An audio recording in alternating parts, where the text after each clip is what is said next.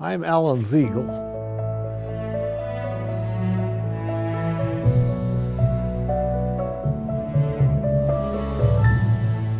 I was born in Vernal, Utah in 1933. But as I'm fond of saying, actually I was conceived in Colorado, but the ranch we lived on in northwestern Colorado had no access to health care. So I was sent with my mom to Vernal. We lived a good deal of my early life in western Colorado on a ranch outside of Olathe, Colorado, which is between Montrose and Delta. We were there because my father and mother bought this place in 1939 in order to raise their sons away from the city being Montrose. I went to high school in Olathe and was involved in sports of various kinds and drama and debating, those kinds of things. Before I went to high school, I was in a small rural school, elementary school, not far from where I lived. In fact, walked to school. And I remember that one time walking back with my friends at the end of the day when we were talking about what we're going to do with our life. We probably were in the 4th grade, would be my guess, maybe 5th. And I remember when I answered the question, is that I was going to be an architect. After graduation from high school in 1951, then I went to the University of Colorado with a scholarship, National Honor Scholarship, and studied architecture and was a member of the first class to receive a Bachelor of Architecture degree. There were 7 graduates in 1957. One way to avoid being part of the Korean War, hoping it would get over by the time I graduated, was to be in ROTC. The fact of the matter was I sort of enjoyed the ROTC. It was an interesting group of people and interesting learning.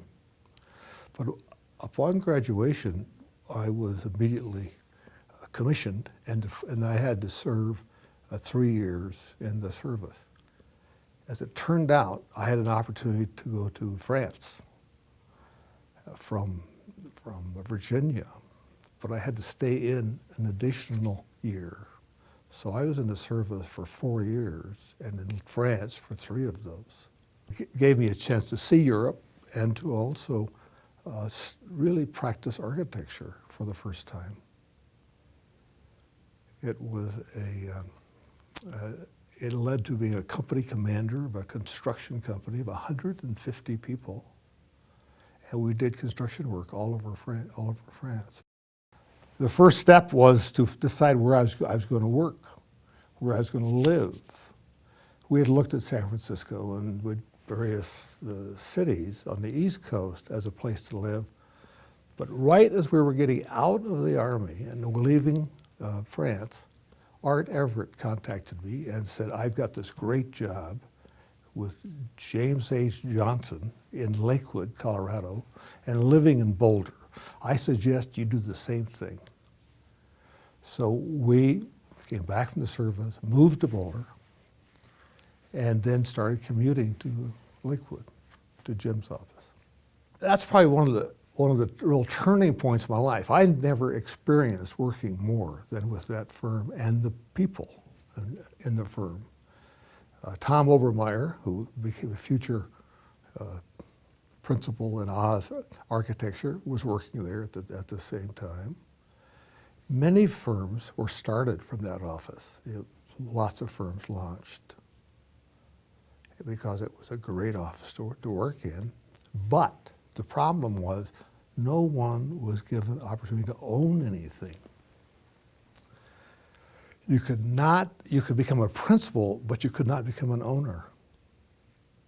And so after Art and I received our license in 1963, we decided that for the next year we open our own office, and we might as well do it in Boulder. I had $500 to invest. Art had a studio room in his house. We opened the office at his house to see if we could make it without taking any salary for 1 year. And as it turned out, we did make it, and we got more than one job, and then moved our office to downtown Boulder, within walking distance of where I lived. That's sort of an aside, but my rules were if I couldn't walk to work, I would move, because I just so much enjoyed being able to walk to where I wanted to be.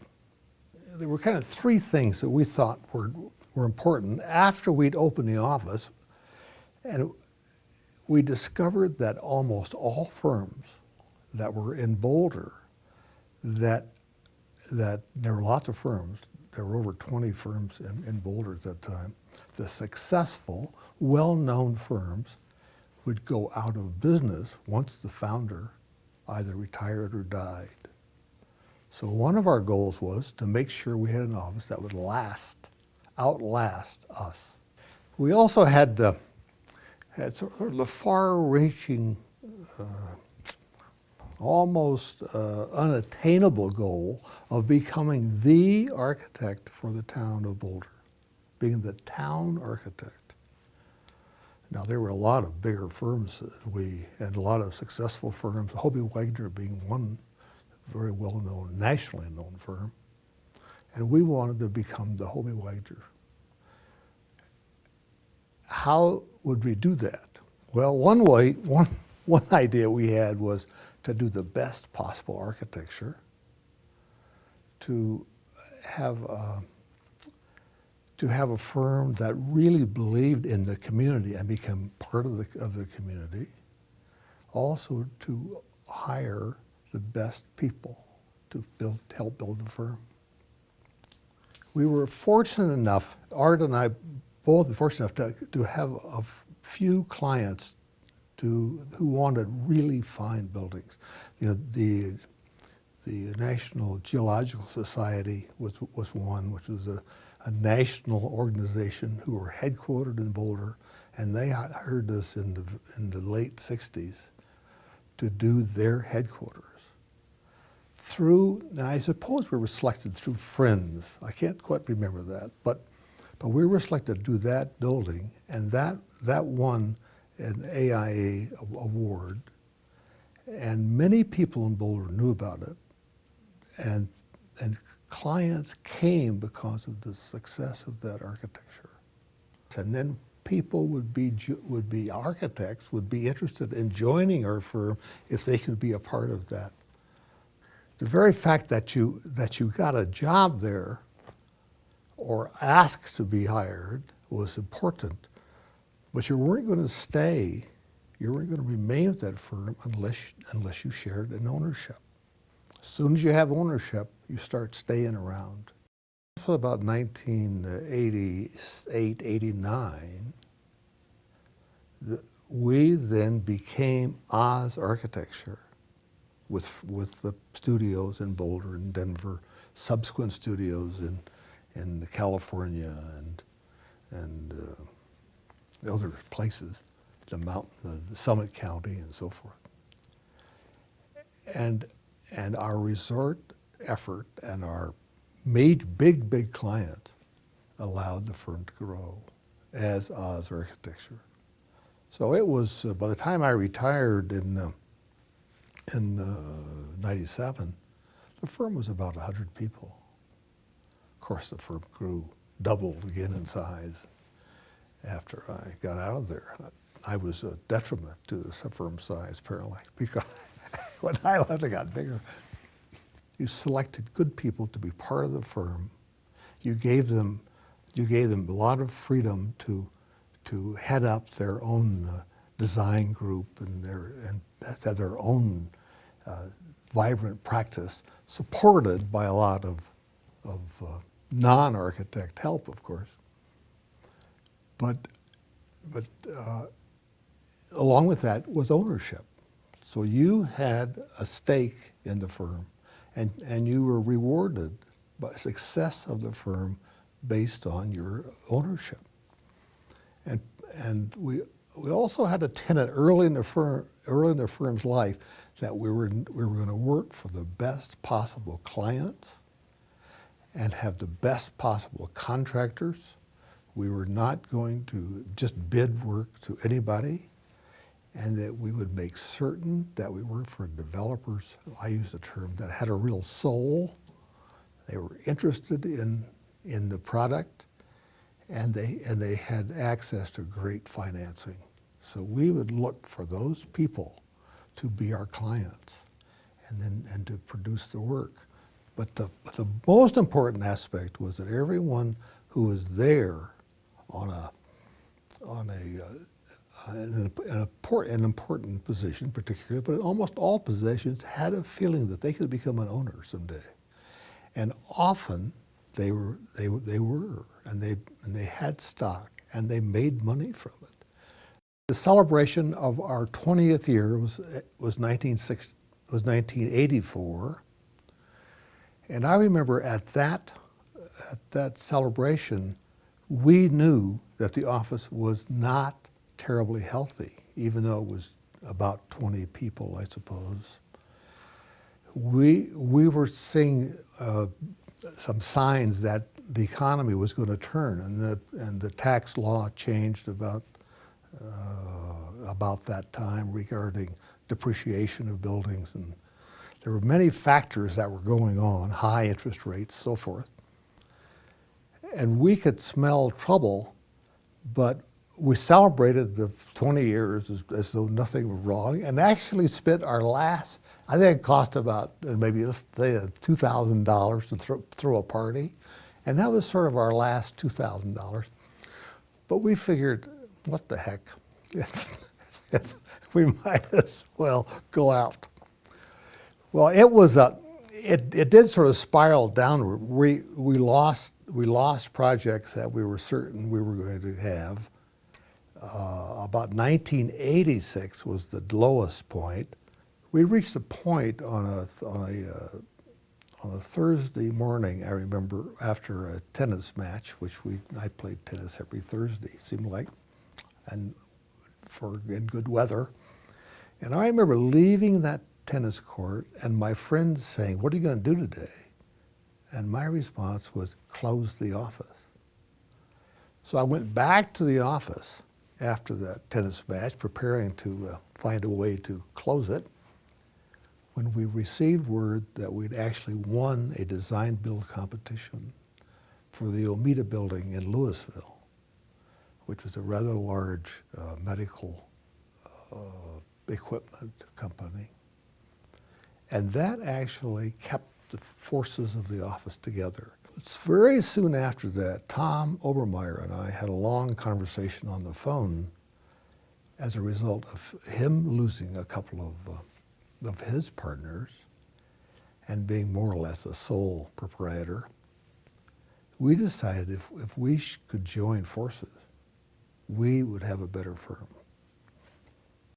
Art and I we're both kind of automobile nuts. And I went to college in an MG, much like the red one. So we decided it'd be really nice to have something special in our lobby. And probably over a beer or two, we said, how about a car? How about finding a car? And about that time, we saw an ad for an MG in Fort Collins. And we drove to Fort Collins, looked at this car that had been restored by its owner, and he feared to drive it. He didn't want to drive it. He was worried about it being damaged or something, but he was afraid to drive it. So he said, I've decided to sell it. We bought it for $4,000, drove it home, drove it back to Boulder. Well, we built a ramp, and as you remember, it sat right in the entranceway. You had to walk around the car to get to the receptionist. And the the firm that we were working with in marketing, we had a marketing consultant at that time because we were sort of antsy about expanding our wings. And so we said, before we bought the car, we said, we have decided to buy this car and we're going to put it in the lobby. And he said, or they said, you are crazy.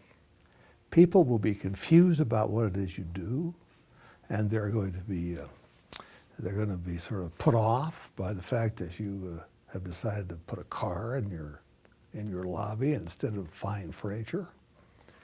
And so we went back and said, that settled it. That's exactly what we're going to do. and I think it did become a noticeable community icon, and it was in homecoming parades with our kids, and it sat on the mall during special occasions, and was driven around by our children, and so it was a real operating icon. I think of myself as being a sort of the antithesis of the guru star architect mentality. If there's an opposite to that, that's probably what I am. I'm very interested in fine architecture. As Tom Obermeyer used the term, architecture that lifts the spirit. That's what I really felt I should be a part of that. And architecture is very important. But I felt even more strongly about bringing a group of people together who could produce great architecture for an interesting cross-section of clients, with or without my involvement. But my major effort was to make sure we brought talent to the firm and then gave that talent responsibility to produce buildings and to make clients terribly happy. But the legacy was really not in what I did in terms of the architectural practice, so much as I think the ability to recognize real skill in others and to let them exercise that talent. You should take time away. You should not get stuck in working every month for 30 years. You should get out of it for time.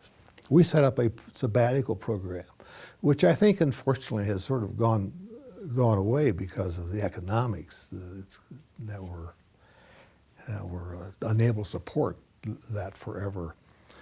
But I took 2 full years away from the firm in the very early 80s and the early 90s.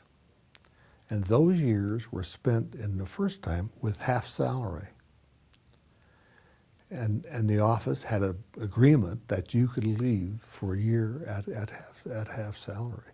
You had to promise to come back. But that was more important to me than almost anything else. The National Park Service hired Everett Zeigel for some small projects and then Oz Architecture for major projects. Over the course of, I'd say, 10 to 15 years, we had, I know, 2 5-year indefinite quantities contracts which had fees that could be as much as $5 million. Opportunity to travel around this country and to be involved with national park, the most beautiful places we have in this nation, to be involved with their historic preservation and their planning and their design guidelines and the construction of housing and reconstruction of buildings and historic preservation and so forth. That was probably the most satisfying work that I had done. I became a serious watercolorist, and I'm actually part of a gallery in Taos, New Mexico, the Blumenshine Studio Gallery. Well, this interest started when I was in college, because we did almost all of our presentations in watercolor. And we were taught by some of the finest art instructors that the Fine Arts Department had at CU. We took semesters worth of watercolor training. And I loved it. I loved doing the work. I finally retire. Watercolor is still kind of on my mind, but I'm not doing it. And my children said, my wife as well, but my children said, why don't you do watercolors now? You're not working. Surely you've got some time. And here's a watercolor set, and here's a book, and here's a class you should take. So I said, okay. And the strangest thing happened. People bought them. And so that gave me a clue that maybe I could do that. In the last few years, I've done a couple of 3 projects. One particularly is a small house in Boulder for close friends. And they had brought a contractor, Jim Pettit, who's an old friend of ours. And he convinced me I should design this house for these people. And so I did. And it's a 1,600 square foot, absolutely sustainable house. In fact, it sold back electricity the day it opened. And I think it's one of the best projects I've ever done. And we had the most beautiful clients I've ever dealt with. So it was a nice way to sort of end your career.